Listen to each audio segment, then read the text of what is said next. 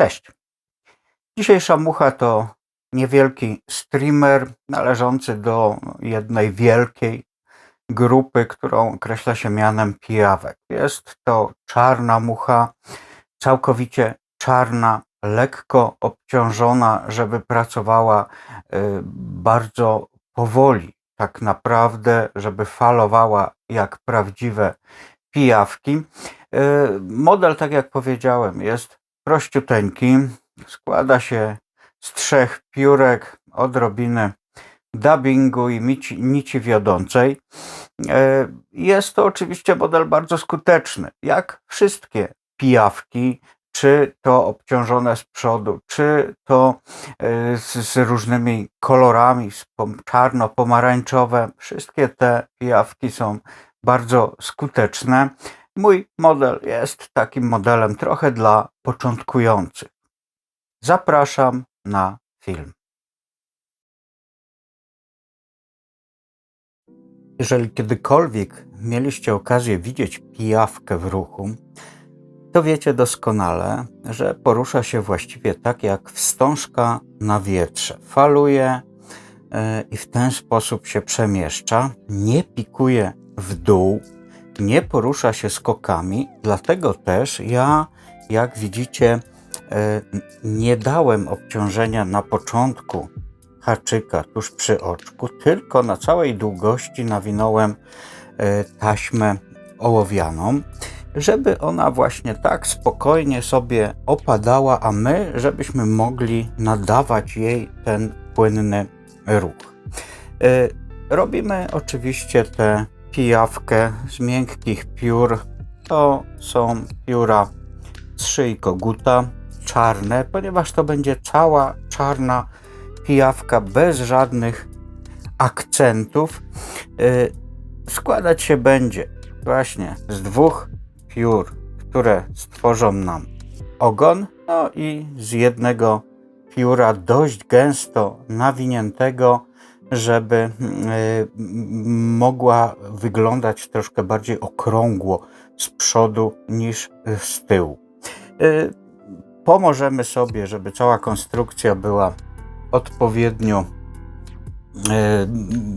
zamontowana, żeby była odpowiednio stabilna. Pomożemy sobie jeszcze takim czarnym dubbingiem. No i zacznijmy tę naszą muchę robić. Zaczynamy od przywiązania tych 2 piórek, które już Wam wcześniej pokazywałem.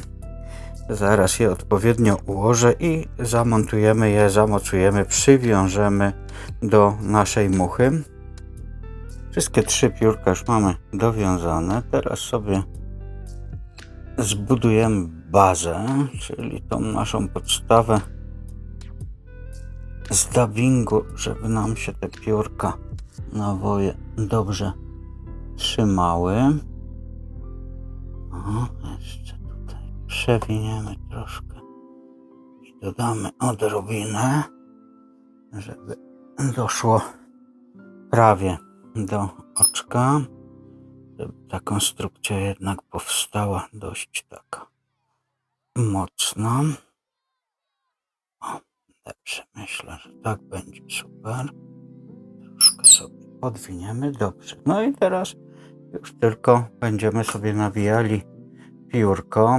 Myślę, że trzeba je napinać tak dość grubo, dość gęsto, żeby nam ładnie pracowało.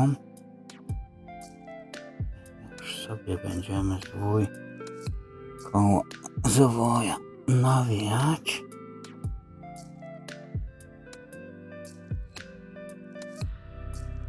Taki idealny kształt to byłaby właściwie taka kulka, która z tych piór by nam powstała. Ale to trochę trzeba by się napracować, a nie chcę Was zanudzać. Dobrze. Teraz sobie tu wyprowadzimy. Zawiążemy. Chwycimy nicią. A oczywiście finisher i jakieś tam ostatnie zwoje. Tę resztkę tutaj, która nam nieco zawadza, zaraz obetniemy.